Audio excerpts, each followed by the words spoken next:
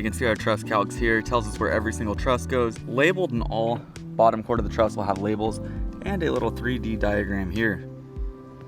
Love it. Whenever we have trusses dropped, we like to organize them on a slow day.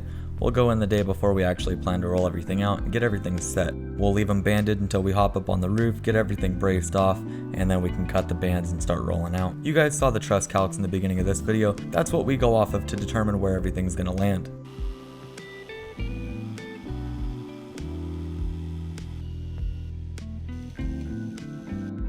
You know, when it comes to doing YouTube, I think roofs is one of my favorite things to document, to show you guys. Just because there's so much more complexity to a roof than there is framing walls. So with that being said, my name is Matt Pinella with Matt Bangs Wood. Welcome back to another episode of The Ridge. Today, we are taking on the roof. We hand cut the bigger section over the kitchen. We hand cut the smaller section over the office. We have the living room to hand cut, and we have the master bedroom to hand cut. Everything in between, anything with a 9-foot ceiling, it's all going to be manufactured trusses. That's the video that you guys saw over on my second channel where we went and checked out the truss manufacturer.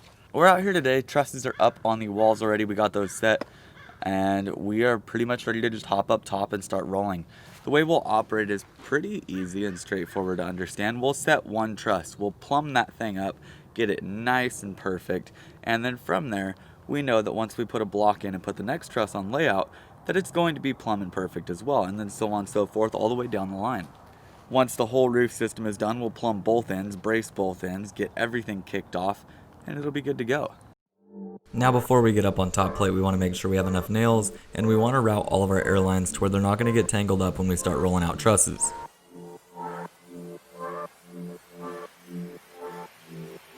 We'll hop up top and break our bands. The plumb stick that just went up at the ridge right there is going to hold that gable end truss nice and plumb. From there, we know that when we block, all the rest of the trusses are going to be plumb as well. We'll typically operate with 2 people, 1 on each side and 1 up on the ridge. We'll go endo on one side of the building, meaning we'll hold the truss flush to framing on that one side for the whole entire run.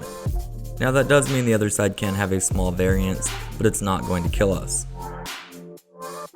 Today we're gonna do things a little bit different. You guys are gonna see some time-lapse action, watch everything get stacked out, and then we're gonna fall back. I'm gonna talk to you guys about our layout. I'm gonna talk to you about how we centered up our tail ends to where everything looks right when you're looking at the building, all the planning that goes into it, and everything else.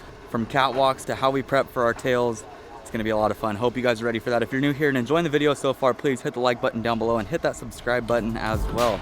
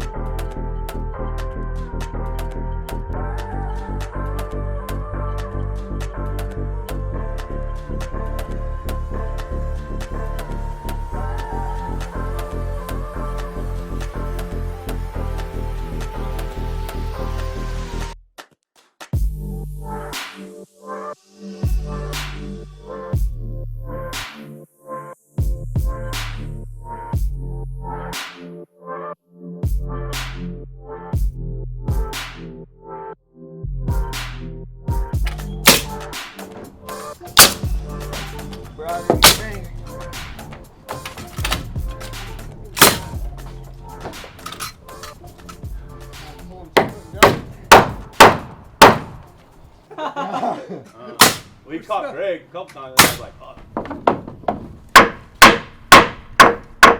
Hand out. Good.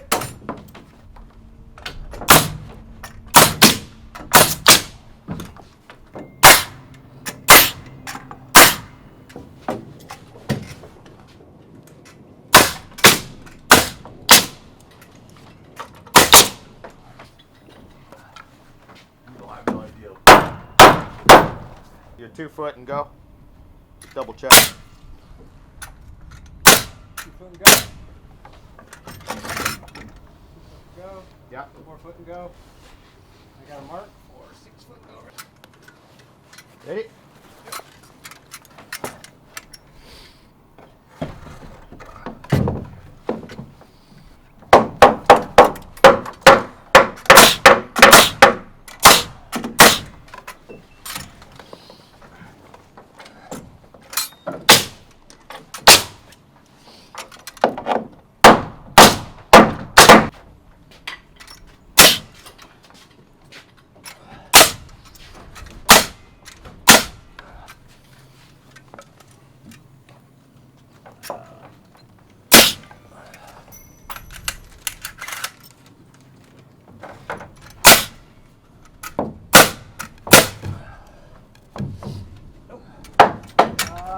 These are coming to me. More. Good. If you're going to frame and you want a reach lift, buy a truss jib. It is not worth it if you don't have one. That thing comes in handy. We had to move some trusses over. They were in the wrong spot.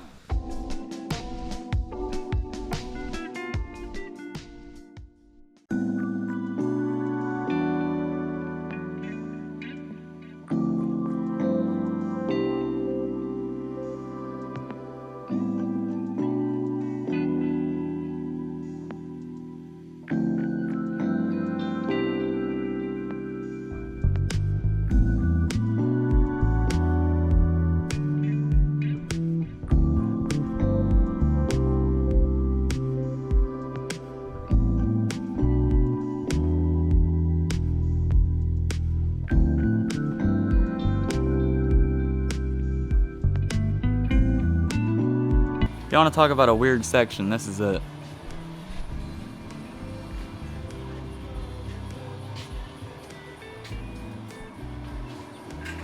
It's done. I think it's right. Fingers crossed.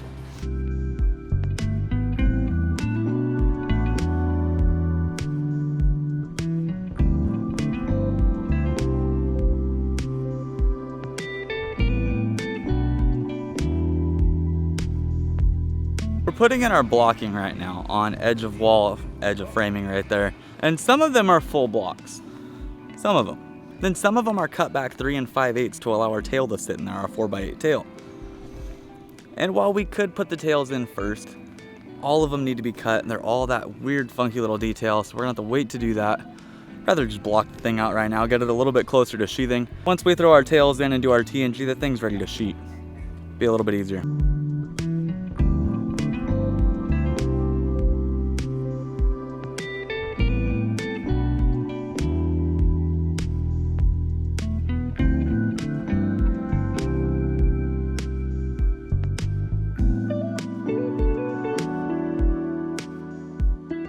I put in our 45-degree kicker braces up at the ridge right there, plumbed up that gable and truss, nailed everything off, and it was good to go. We already did this on the other sides though. At this point, we're ready for tails, tongue and groove, and sheathing. A lot of you guys comment on the fact that we don't work in the rain. And that's completely true. If it's raining, we don't like to work in the rain. And the reason we don't work in the rain is because it only rains here a couple days a year anyway. Now I know it might rain where you guys are at quite a bit and you're used to it, but we're not. Now what about heat? While we might not work in the rain, and I'll never deny that, we do work when it's 105, 110, 115. It is what it is. So we'll put our brace going from the gable end truss to the top plate up to a block up here.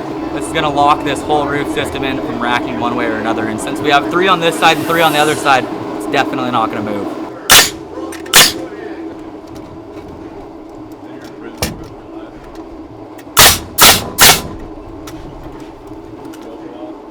I ain't dying. Now just when you think it can't get any worse, it's not done. You don't just nail the top, you don't just nail the bottom and you're done, you're on to the next thing. Right now we are, because somebody else is gonna do hardware. I'm going through and knocking out all of our blocks, knocking out all of our braces, but what's gonna happen is we're gonna have an A35, that little 90-degree connector on the bottom of the brace down to the top plate, and then on the top of the brace to the ridge block and the blocks that we've added down here. Is it overkill? Probably, but we have to do it. It's honestly one of my least favorite details because I feel like a wood-to-wood connection is plenty fine. For now though, what I think we're gonna do is hop over here to the next section and start throwing in some blocks, getting all that done. We can block this whole entire house. We need to throw in all of our kicker braces, our 45-degree braces, all the way around this place as well, where they're needed.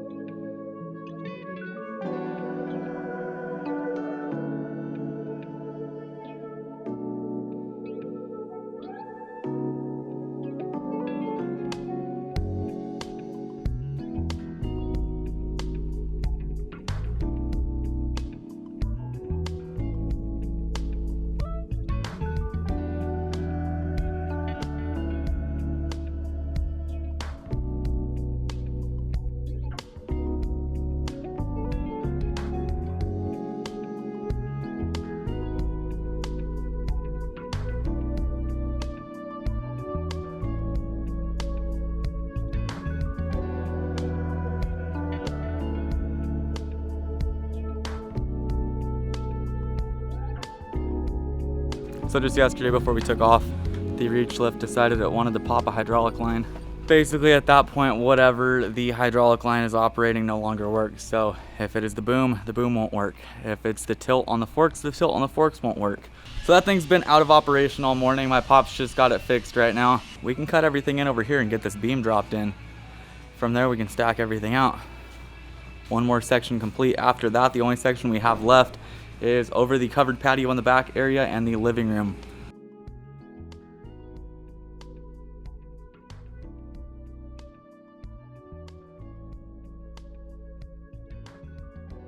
We have this beam ready to set tomorrow, all the rafters to go with it. That'll get stacked out tomorrow. Living room over there as well. We're looking good. We got the majority of this place blocked out.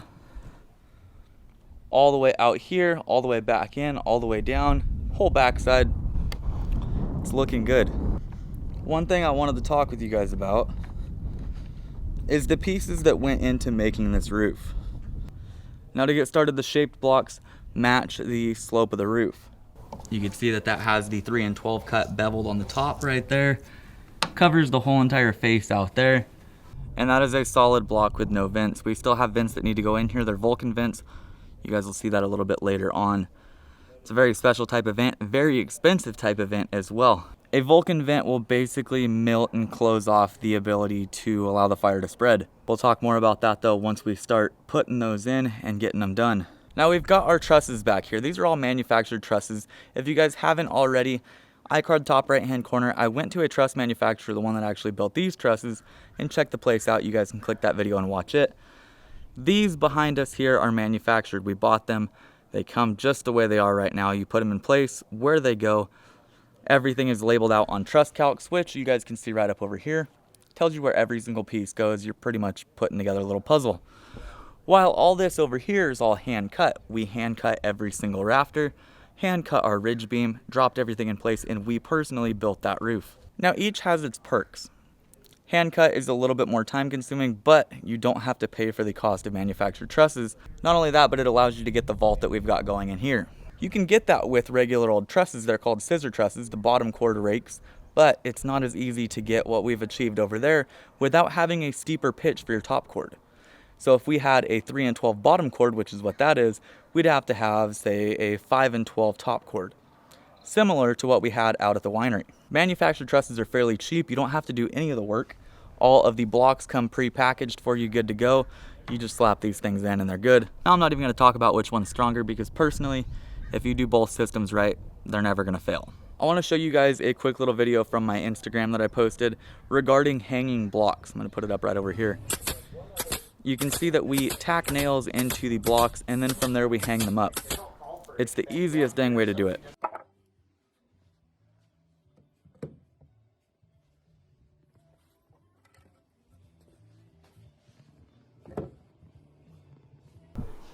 And your blocks hang just like that.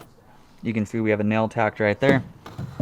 You set it up just like so, and then you're not trying to step over blocks that are on the plate. If you have blocks up on your plate while you're trying to walk, you're gonna end up tripping and falling. By having that nail tacked in there and it just hanging on the top plate, It's out of the way and easy to get to. Now, as I mentioned, I wanted to talk with you guys about the components of a roof. We have all of our trusses right out here, but there's a lot more that goes into it. We have our kickers right down here on a 45 degree up to our ridge block. A35 down at the bottom, A35 up at the top. And then you'll see in here we have what we call a catwalk. A catwalk is basically a 2x4 laid out to the same exact layout as the trusses. You put it in the bottom cord right there, nail all of them down, and it'll hold your bottom cord on the same layout as the top cord, therefore keeping all your trusses nice and plumb and preventing them from moving. When you do your catwalks, you want to make sure that you overlap at least one bay if you have to start a new stick to run. So this one ends right over here. We had to start this one back here to where you overlap one bay and then run it out from there and over to the end. Hope you guys enjoyed today's video. If you did, big thumbs up, subscribe button down below. Catch you guys next time. Bang on.